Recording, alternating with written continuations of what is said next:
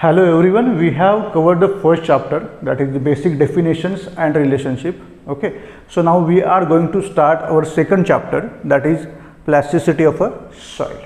Okay, before going deep into that, I will like to tell you about the index properties and engineering properties of a soil.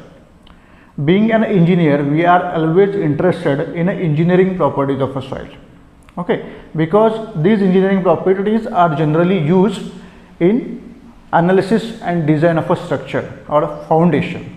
Okay, so but if you want to know the engineering properties, you need to conduct a heavy test like consolidation test you have to conduct if you want to know what are the settlement characteristic of a soil. Okay, you also if you want to know the shear strength of a soil, then you can perform triaxial shear test, you can perform direct shear test. If you want to know the permeability of a soil, then you have to perform constant head test. Like that, we have to conduct the various tests. But these tests are time consuming and it requires machinery for that. So being an engineer, we want to have very rough estimate about this engineering properties. Okay, so this engineering properties rough estimation is possible if you know the index properties of a soil. Index property of a soil is nothing but that properties which help us to identify the type of a soil. Okay, so depending on the index properties, we classify the soil, and the tests which we conduct for the determination of this index properties are called as a classification test. If you know these index properties, then you can definitely have an idea about the engineering properties of a soil like compressive strength, settlements characteristic of a soil, and shear strength of the soil. Okay, so the role of index properties is important if you want to know the engineering properties. If we consider the index properties of a soil, then in case of a coarse grained soil, the index properties are nothing but the size of particle size and relative density of a soil. Okay, these are the two index properties in case of a coarse grained soil. But in case of a fine grained soil, consistency limits or Atterberg's limits and consistency are the index properties of a soil, which are indicative of engineering properties. So now we will go to this plasticity of a soil. As per your syllabus, you are supposed to give information about the definitions and reasons. Okay, so what is the plasticity of a soil? When a clay soil, okay, or fine grained soil, generally a clay soil, when we add water in it, and if you make a paste of it, and if you are applying the force on it, or if you want to apply deformation on it, then it will get deformed. Okay, it won't get to its original shape. So it means that the soil is plastic. After applying force, it is going to be deformed and it is remaining in that state. That is plasticity of a soil. Okay, that is the definition. Then after, what are the reasons before it? In case of a fine grained soil, especially clay soil, this plasticity is because of this clay mineral. What are these clay minerals? These clay minerals are nothing but as I have told in the first chapter, that is montomorillonite, illite, kaolinite, holysite. These are the clay minerals. Okay, they show swelling and shrinkage properties. Suppose there is a clay mineral, I am saying that is clay particle. If you consider these clay minerals, they are negatively charged particle, means on the surface of it they will possess negative charge. Okay, after that, if you consider water is a dipolar liquid. It means it will be having positive charge also, and it will be also having negative charge also. So when these clay particles come in contact with this water, okay, as this clay particle is negatively charged and one side of a water is positively charged, they will stick to each other. Okay, that water won't go inside that clay particle, but it will stick to it like this. Okay, so that is nothing but the adsorbed water on a clay. Okay, so we have considered this for one particle, but when we consider the number of a particle, then the situation will be like this. There are number of clay particles on which the water is adsorbed or water has stick to it. As I have already told you, that the clay is a cohesive soil. It means that there is a force of attraction between the two particles of a clay. Okay, so definitely they will attract to each other, and as there is a water absorbed around this clay particle, okay, it won't go, it will stick to it. Okay, so if you are applying a force on this, there will be the force of attraction between the clay particle, there is a water between these two clay particles, so it will act as a lubricant, okay, and it will help this clay particle to glide over the another particle. Okay, so what happens when you apply a certain deformation or when you apply a certain force on such a type of a soil, it will get deformed.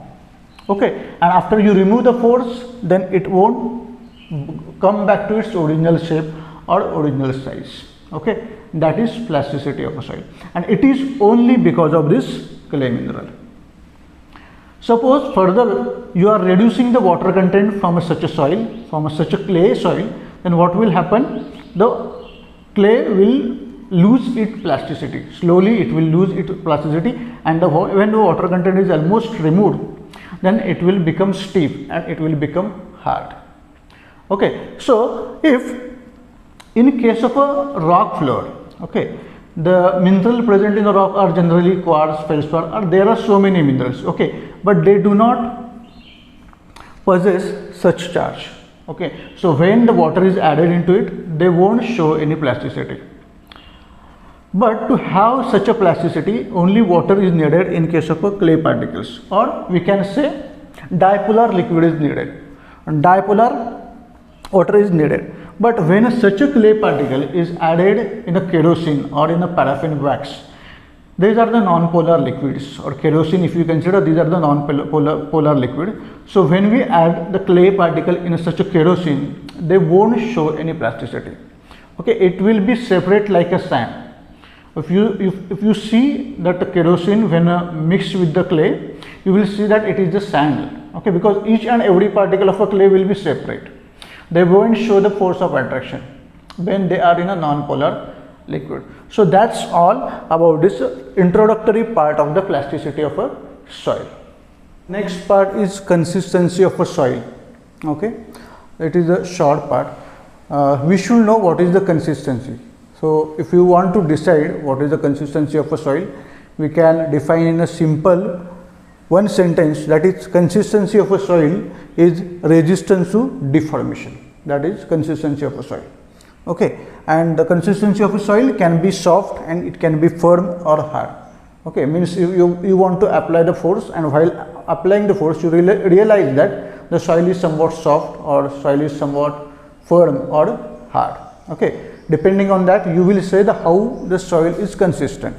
Okay, if it is providing high resistance to deformation, then it is hard. Okay, then consistency of a soil is hard. But you are applying a force and it is easily deforming, then you will say that the soil is soft or its consistency is soft. That is the part of a consistency of a soil. So the next part of our lecture is Atterberg's limits of consistency. Before going deep into this part, I would like to explain who was Atterberg. Atterberg was a Swedish agriculture engineer who said that when a clay soil or when a fine grained soil is added with the water, it may show four states, that are liquid state, plastic state, semi-solid state and solid state. Okay, so he develops a certain limits, that are liquid limit, plastic limit and shrinkage limit. These are the nothing but the boundaries between the two states of a soil. Okay, but a water content if we consider, then it cannot be an index property of a soil. For a certain soil, water content may be 20% or can be 40%. Okay, it will vary depending on the amount of water in it. So it cannot be an index property of a soil.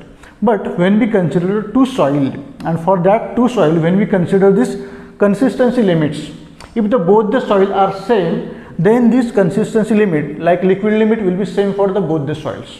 Okay, so depending on these limits, we can identify the soil. So that's why these consistency limits became index property of that soil. We consider a soil with a high amount of water in that. When I say high amount of water content, let me tell you, if there is a one single solid particle in a soil and there is a lot of water, still then I can also say that it is a two-phase soil system, means it is having water and it is having one solid particle. So I will say that it is a soil. Okay, so when the soil is having higher amount of water content, it will flow like a liquid. Okay, so it won't show resistance to deformation. Okay, it will show properties like fluid. It will flow like a liquid. So soil, so it won't have any shear resistance. It won't have any shear strength. As water does not have shear strength, just like that, this soil will be also. This soil also will not have shear strength. Okay, so further, when we reduce the amount of water in that soil, like this, the water content is reduced, it will show the reduction in a volume of a soil because of elimination of water in it. Okay, so as the water content is slowly reduced, it will show smaller resistance to deformation. Okay, and at a certain time, at a certain stage, it will show that it won't behave like liquid, it behaves like a plastic. Okay, that boundary is nothing but this liquid limit. Okay, so as I said, in a liquid state, soil won't have any shear strength, but at a liquid limit, it will possess very smaller or negligible shear strength, and that will be also 2.7 kPa, 2.7 kilonewton per meter square. Like for all soils, it will be same. Okay, that is a key point to remember. After that, when we reduce water content below this liquid limit, that is in this area, okay, it will be show plastic properties, means after application of a force or after application of a deformation, it will be plastic. Okay, it won't get to its original shape, it is plastic, the deformations are remain same. Okay, so that is a plastic stage in which you can form ball out of that soil, you can make any statue out of it. Okay, so the stage within which the soil can be remolded or soil can be molded into any shape, that stage is nothing but the plastic state. Okay, further, when you reduce the water content in that, then it will also show the reduction in volume of soil like this. Okay, as the water content is reduced, the volume of soil is also reduced. Okay, then there will be a certain stage that after you are reducing the water and you will see a certain crack or negligible crack on that soil. Okay, it means that it has developed a semi-solid state. Okay, so the boundary between this plastic state and semi-solid state is nothing but this plastic limit. Okay, further reduction in water content will make reduction in volume of a soil and the soil will be in a semi-solid state. Okay, beyond that, if you try to reduce this water content, the volume of soil will achieve a constant volume like this. Okay, it's not changing, the volume will remain same. Okay, that stage or that boundary between semi-solid state and solid state is nothing but the shrinkage limit. So as it indicates the water content at which soil stop the reduction in a volume of it, that can be termed as a shrinkage limit. In another word, we can say that shrinkage limit is the least water content at which soil is saturated. Okay, so degree of saturation at a shrinkage limit is 100%. Okay, if you are reducing the water content beyond this shrinkage limit, then also there will be no reduction in a volume of a soil. What happens when the water is removed from the soil? There will be the void left. Okay, that void will be filled with air because of this capillary tension. Okay, so there will be no further reduction. It will be again a two-phase system which will consist of, okay, if it is at this stage, then it is a three-phase system. It will be having water is there, it will be having air, it will be having solid particles.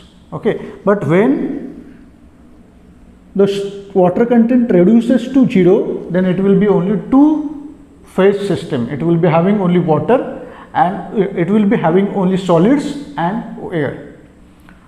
Okay, so this is all about this consistency limits, or we can say utter burst limits. Okay, so these limits are nothing but the boundary between the various states of a soil, and that states are nothing but the four states, that is solid state, semi-solid state, plastic state and liquid state. If you want a further explanation, then we can say that in a case of a liquid state, the soil is like a soup. In case of a plastic state, the soil is like a soft butter, and in case of a semi-solid state, it is like a cheese, and in case of a solid state, it is hard ice candy. Okay, so that's the end for this lecture today. Whatever be the further part, we will see in the next lecture. Till then, thank you so much.